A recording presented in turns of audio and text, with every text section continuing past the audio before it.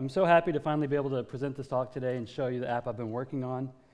It's called LiveShowy, and today we're going to have a little bit of fun. So, again, my name is Owen Bickford. If you've heard my voice before over the past couple months, it's probably because you've listened to the Elixir Wizards podcast, and I've guest co-hosted a couple times, and happy to announce that I will be an official co-host starting season 8.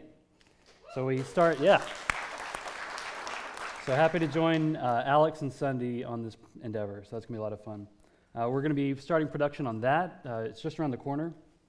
So you'll be hearing new episodes about Elixir in a polyglot environment just in probably a couple months. So if you're wondering what is SmartLogic, SmartLogic is my employer. So we build custom web and mobile software. We use everything from Elixir, Ruby, React, Flutter. We're always looking to take on new projects. So if you're interested in our services, if you're looking to work with us at SmartLogic, or if you want to be a guest on the podcast, hit us up. We're actually looking for both a mid-level Rails or Elixir engineer and a staff engineer. So you can find me in the hallway later on, or you can find Yair, my boss. Give us a wave. Find us in the hallway. We'll be happy to chat. Yair's going to be in town for today, so hit us up. So today, I'm talking about using Phoenix and Elixir to do some cool and novel stuff. I think I overused the word fun in my slides before, so we're going to do cool and novel stuff. Anyone interested? Yeah. All right. Now, before the talk today, I put out a couple tweets. I'm not sure if anyone caught them. Did anyone bring a MIDI controller besides me? All right, good. We're going to be using the on-screen controller, so everything's fine. So you're going to see an application I've been working on in just a moment. This is kind of the set list. This is kind of the structure of the talk that I'm going to be giving today. We'll have a little bit of time for technical detail, and if I talk as fast as I have previously, we'll have plenty of time for Q&A at the end. So what is LiveShowy? It's an application built for real-time music collaboration. So think you're walking into a venue or like an auditorium much like this. Your favorite band or symphony is on stage, and they want to open some way for their audience to connect and interact with their performance. That's what this app is. So it's initially, as of today, it's kind of intended and built for live performances on a local network. So we're all in the same room, connected to the same Wi-Fi network. I'll put the Wi-Fi information on the screen in a moment if you're not already connected, but that's where this app is designed to work at the moment. There's minimal persistence. Basically, everything's in the ETS tables. It's a work in progress. There's a couple of rough edges, especially if you're using this on mobile, but I do think you'll be able to use it on just about any device. And yes, we're at Big Elixir, so there's a ton of LiveView. All right, so demo time. I'm going to walk you through what the app is because it's a little bit unusual. I'm going to kind of show you what it is, and then we're all going to connect and have a little bit of fun. All right, so this is LiveShowy. What you're seeing here is I've got a nav bar at the top because I'm a stage manager. That's the role that I have on this app. You're not going to see this whenever you join. You're just going to see the landing page.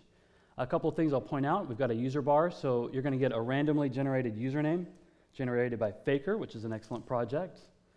And we're going to have an instrument assigned to you at some point, and we've got a little bit of a latency monitor just to kind of see how things are performing on the network. I've got this logo that I had a little bit of fun with. You're going to see some of this information down here as well. I don't intend to show this in the final product, but because we're all engineers, we're going to see which roles are actually being used to let you access different parts of the app. And then just a little bit of information here that you're in the lobby. When you're connected to this app, you don't actually navigate. I navigate you. So you'll see how that works in just a second. So the next thing we'll take a quick look at is the backstage. So as soon as I give you a backstage performer role, you'll be redirected to this page here. At the moment, we have one instrument that will let you kind of preview sounds on your device. So right now it's playing through the PA because it's just coming from my laptop. If you're playing notes on the backstage, you'll hear it come through your iPhone. If this is actually going to work on Safari, I'm not entirely sure. Or if you're on a laptop, you might hear sounds come out of your laptop speakers when you're in the backstage. And we've got some preliminary controls for the synth, so you can kind of shape the sound of that synth when you play these notes. If you do have a MIDI controller, and you didn't say so earlier, you can use Chrome, and you can plug it in from your controller through USB. If you're using Chrome, then you can actually play notes from a MIDI controller. And this is all running these events from this controller and from the on-screen keyboard. They're flowing through the Elixir Phoenix app at this moment, they're flowing into the browser. And then the last couple of things to point out, we've got a performers list. So this will show you anyone who is connected to the backstage view at the moment that you're connected, as well as their randomized usernames and kind of like a little color. And then there's a backstage chat. So if you imagine, like say, a stage manager is backstage and they need to coordinate with people who want to participate. Someday there might be multiple instruments you might need to communicate. So we've got a little bit of a basic chat system here with persistence and ets tables. So I can say, hey, I'm a cool stage manager. So that shows up right there. And as other people start messaging, those will show up here as well. Now, I've already got all my roles, so I can actually go straight to the main stage, where I will see the same keyboard, but what happens now is a little bit different. So this is what makes this app a little bit unusual, is that I'm kind of collecting MIDI events that are coming from the browser and piping them out of the app as soon as possible into another audio application. So the one I use is called Reaper. We'll talk about that in a minute. But we get much nicer sounds. We get access to anything that anyone's ever created for an audio application. So in a few moments, we're all going to be playing notes, and it's going to sound a little bit bonkers. But we've got the same thing here. We've got MIDI devices. So I'll just refresh that. Anyway, so I've got MIDI devices, so you can play MIDI notes here. They'll go back to Reaper, and then same thing, a performers list, just to see who else is on the main stage with you at the moment. Other than that, there's the stage manager view. So this is where I actually have control over the reins of this application while we're all connected. So I've got some information here. We'll skip over the metronome for the moment. We'll come back to that. But this is kind of the primary thing I'll be interacting with over the next 5 or 10 minutes. I'm going to see all of you show up in the application here in real time using PubSub and Presence. It's going to populate this user's ets table with all of your random usernames. I can actually update mine so it is clear who I am. And then I can do batch, I can add everyone to a particular role if I need to, or I can do this one at a time. Try to do all this to make it as easy as possible. So yeah, I'm going to open this up in just a second. Other than that, I've got a metronome here. So it's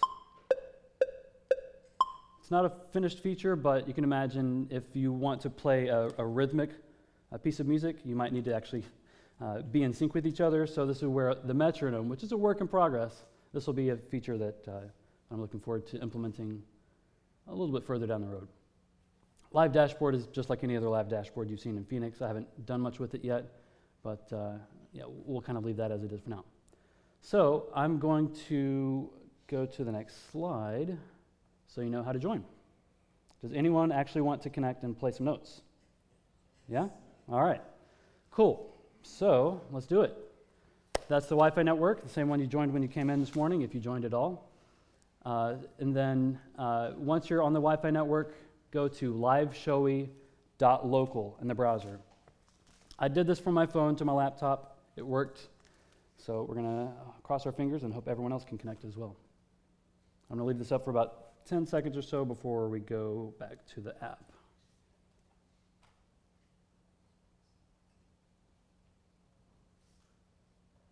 All right, you know what? It's working. It's alive. So look, we've got people in the audience joining the app in real time. This is pretty amazing to behold. I've only load tested this once. It was over the internet at the DC Elixir, so this is going to be the most stress that this app will get so far.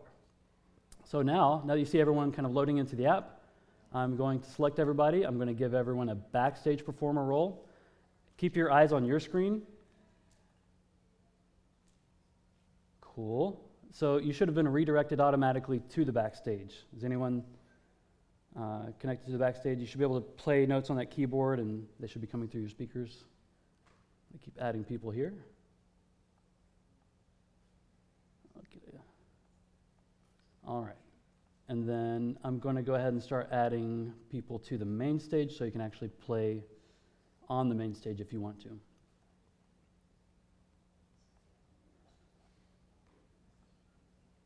Don't hear anything yet, so we're going to keep crossing our fingers. Keep adding people. We'll do this for another few more seconds, and then we'll go into the code and technical details. I made this, so this is easier than it was like 3 days ago, but it still could be better, right? All right, I think I'm seeing things happening at least. Is anyone having trouble? Errors? Can't get connected to Wi-Fi? Or can't connect to the app? Okay. Okay. Well, that's going to be less fun if you can't actually connect. It was kind of hard to plan this one in advance. But we are seeing people at least connecting here. We'll take a... So, what's that? I tried to send a chat, and then they gave me a 404. Okay. Well, shucks. Yeah, we may be, so the laptop's doing just fine here. It may be a networking issue. So yeah, well, you know what, we can play with this a little bit later on.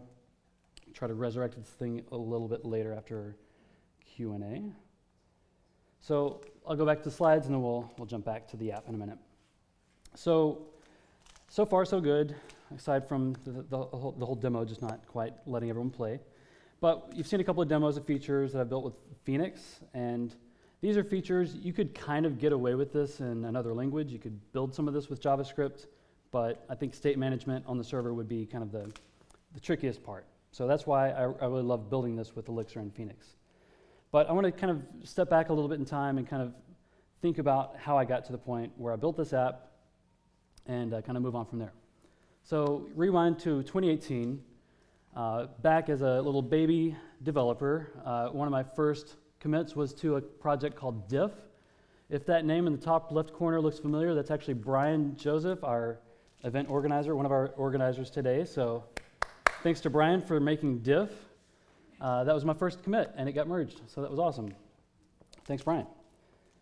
I think around the same time, I was also kind of experimenting with using MIDI in a browser.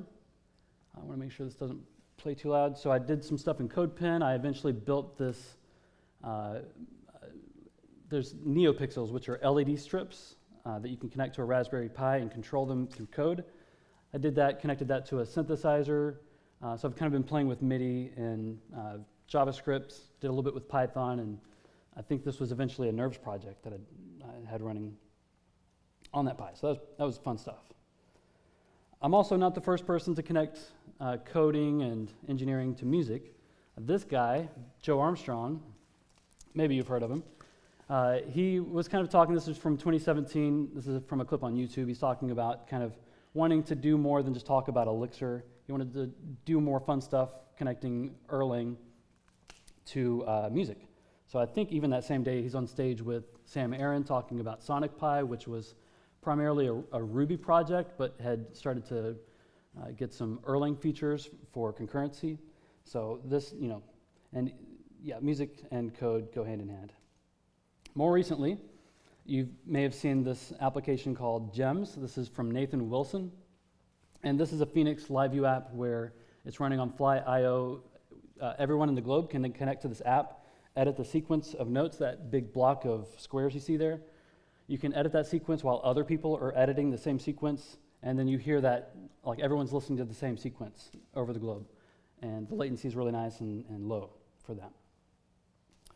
Now, more recently, I almost died when I saw this announcement that there was an app called LiveBeats, because I was already working on LiveShowy at the moment, and I thought LiveBeats sounds a lot like the thing I'm making. Turns out it's not exactly the same thing. It's actually more about listening to music with your friends and family at the same time. So But yes, I think this has been mentioned a couple times. It's a great reference app if you're trying to figure out how to do things in LiveView. There's some good example code in that repo.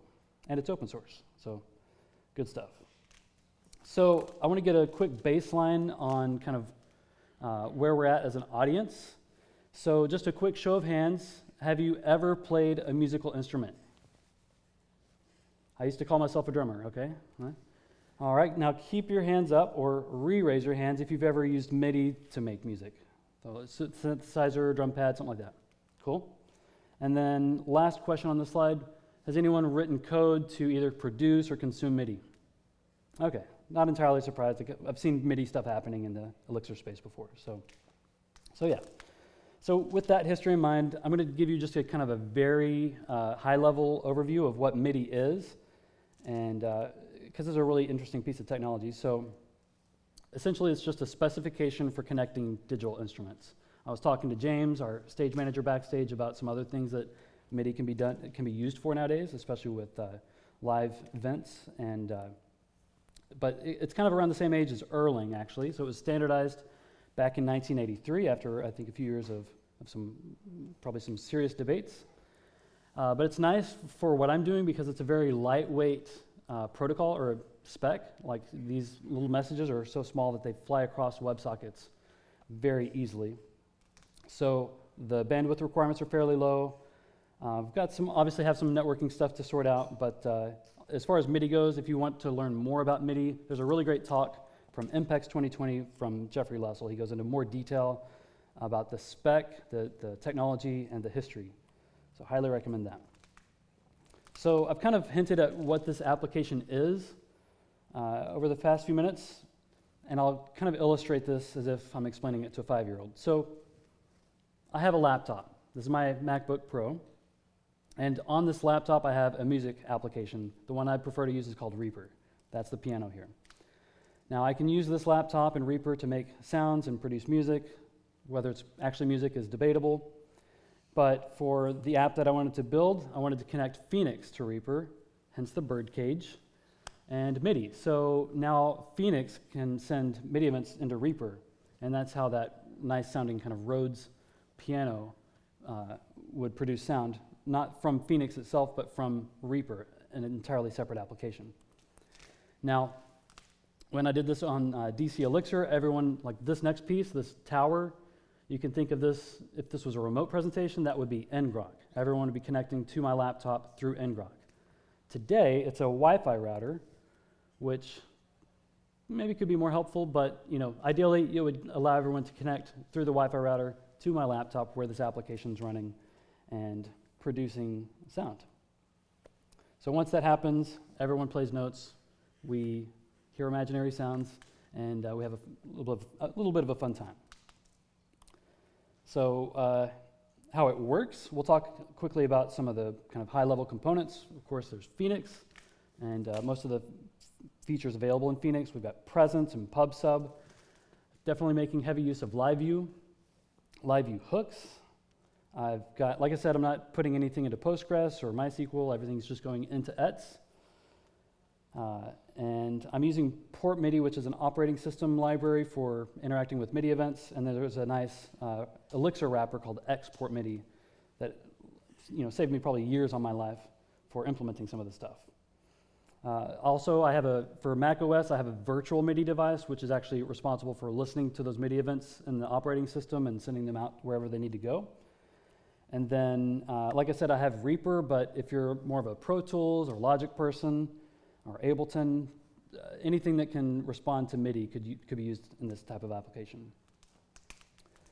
All right, so now, because it's an Elixir conf, we have to look at code. So let's do it. So I'm going to start with the router. I apologize that I'm kind of pivoting here because that screen over there is a little bit far away. But we're going to start with the router. We're not taking a deep dive today, but I'll just kind of show you some of the cool stuff that I discovered while I was building this app. So this is the router. There we go.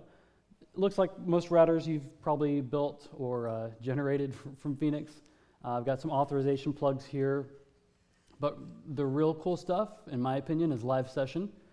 Sophie was talking about this a little bit earlier. You don't have to get the router, or you don't have to get a user in every single LiveView. You can just do this once in a live session hook. So that's what I did. It took me a minute to kind of understand how to do this. But so every route in this live session scope has access to the data that I place using init assigns. So everything here uses that. Now, what is init assigns? It's this module that I created. It has this mount hook for Phoenix. And what it does is I have a current user ID. It's just a random UUID that's placed into the Phoenix connection session. And I pull that out of session here whenever this mounts. I've got my socket from the router. If there is no, so at first I'm trying to get the user. If there is no user, it will redirect to the home page.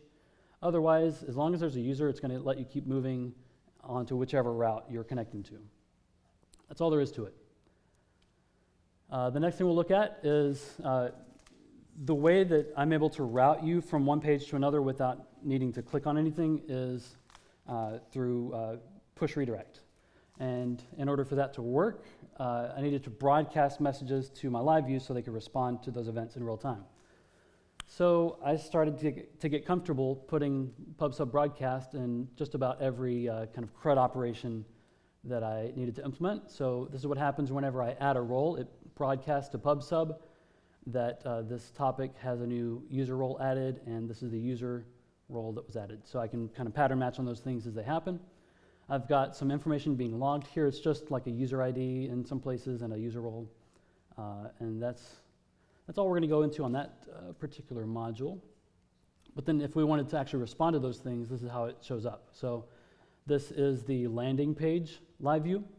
And so I've got a handle info callback that as soon as it sees a user role added message, it's going to grab the user ID. It's going to pattern match on this backstage performer because I want to redirect you to the backstage whenever I give you that role. Grab the current user. I check to see if this is the user. Like I want to make sure that I'm not redirecting everyone at the same time. I want to redirect just the person who received the new role. And then I do a couple things here. Put a flash message and push you onto the next, the backstage LiveView. Is everyone with me so far? All right, see some nodding. Good. All right, so that would be the landing page, and then on the this would be the main stage. I'm calling it stage live here, but this is where I actually intercept those MIDI messages. So those can come in from the on-screen keyboard or from a physical MIDI controller using JavaScript hooks. So these are structured as a MIDI message, comes through as an object with a key of message, and these things are really nice because it's just a list in Elixir. In JavaScript is an array, and then it eventually gets translated into a tuple, but I'm just sending this to a MIDI state module that checks things in ETS and then either plays notes or releases notes as if everyone has stopped playing that note. Other than that, it just kind of dumps that out to MIDI and then returns the socket. We don't need to render anything on the screen whenever people are playing notes. So where do those events come from? Well, I've got these hooks that I built. So I have the SVG keyboard, which is that keyboard you saw just a moment ago on the screen. And I also have one of these. I think this one here is for actual physical devices you connect to Chrome through WebMIDI or any browser that supports WebMIDI, which they all happen to be built on top of Chrome. So what does that hook look like? Well, we have the way MIDI works, at least on the WebMIDI spec, is we have node on, node off. Those are the things that I particularly care about on this application as of today. So I do a little bit of parsing and adjusting when those notes happen in the browser. So this is what's happening in Chrome whenever you press a note on the screen or on the keyboard. It's generating some JavaScript events. I'm listening for those events and then piping those back to the socket in a structured way. So it pushes back to whatever the socket was. I think that's all we're going to look at on the code. All right, back to slides.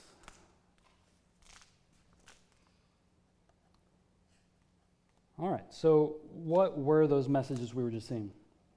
So this is the MIDI structure, at least for WebMIDI, and I think maybe Port MIDI as well. So it's just an array in JavaScript or a list in Elixir.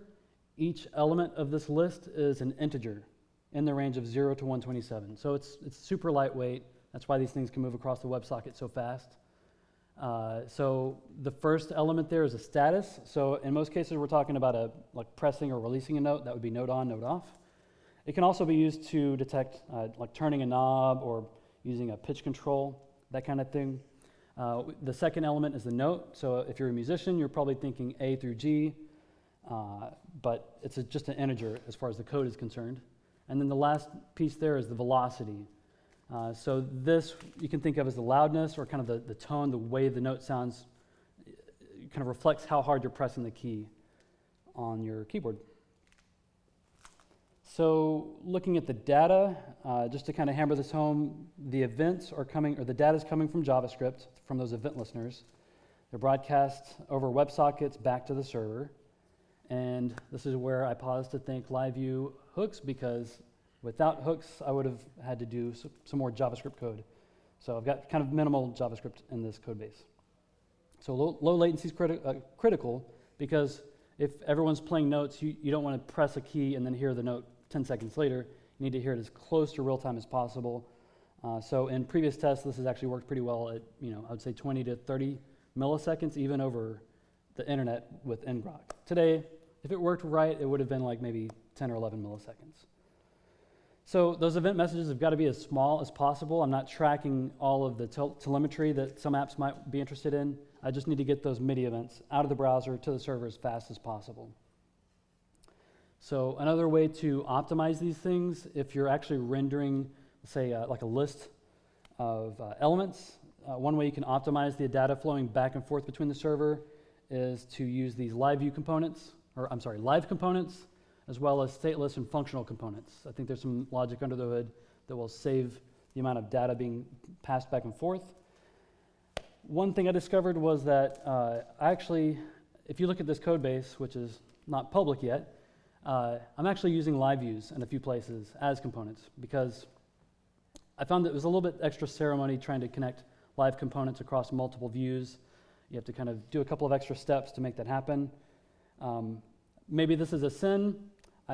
Pray forgiveness, but I'm using LiveViews in a couple of places like the user bar, because I want it to be completely independent of any other LiveView. I want to render it and have it respond to those event messages that are happening on the socket. All right, so what does the future hold for LiveShowy? Well, first of all, we got to get it working on a Wi-Fi network with 100 people. I've also got some optimizations to make. I got to, pay penance for my sins. I've got some lobby features in mind, so I don't want it to be, just kind of a static screen. I want things to happen on the screen while you're waiting. I want to build a few more instruments and interfaces that you can use, maybe like a drum pad or different types of things you can interact with this app or with the live performance if you're watching musicians. I might want to control the audio application from the Phoenix app. So in order to do that, there are MIDI control messages. There's something I was learning about just a few minutes ago, open source control as well. So yeah, there's some things to learn about there. As I did demo this over the internet for DC Elixir, there was some feedback and some ideas about how this type of thing could be built for kind of internet or remote collaboration, and I think those were extremely interesting, and I'm kind of building up ideas on that. And then, if this thing has legs, assuming it works correctly someday, I want to work with people that might want to use this app. So work with venues, artists, figure out what type of scenarios does this type of app work in. That's something to be discovered. And we're almost done here, so making pretty good time, I think. I wanted to point to, has anyone not written a LiveView hook yet? If you want to admit it. We got a few hands. Okay, so let's say you're kind of trying to figure out where to start with LiveView hooks, or you need an idea for an app, or you just kind of want to understand what you would use LiveView hooks for. This isn't the only list of reasons you might use LiveView hooks, but this is a list of all of the modern browser APIs listed by Mozilla Developer Network, so the MDN docs. The one that I'm using today is called WebMIDI API, but I'm sure if you glance at the screen, you're going to see some things call out to you like, hey, I might need to use IndexedDB. I don't know why, but maybe you need to use IndexedDB, or interact with Bluetooth. Maybe not a great idea. But there are some APIs that will call out to you more than they call out to me. I also have hooks that use mouse and touch events for that on-screen keyboard. So yeah, if you're wondering where to start with LiveView hooks or even JavaScript commands, some of this can be implemented using those tools. So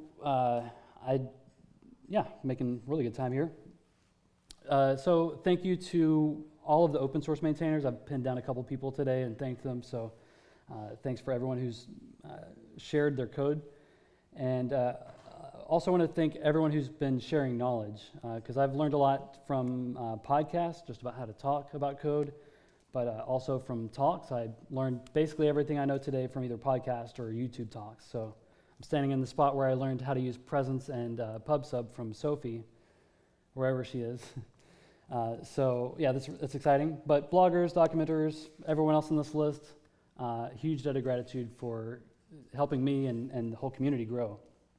But I do want to make a special note here to thank SmartLogic for our professional development time, because that allowed me time to kind of grow this idea and build it up and kind of add some features here. I've worked plenty on my own time afterwards, but that gave me kind of time to kind of work out ideas. The team actually saw the first experiment with this stuff back in November, right after I joined the team. We had some real-time group interactions. It was just a little small square box where people kind of move around dots on the screen.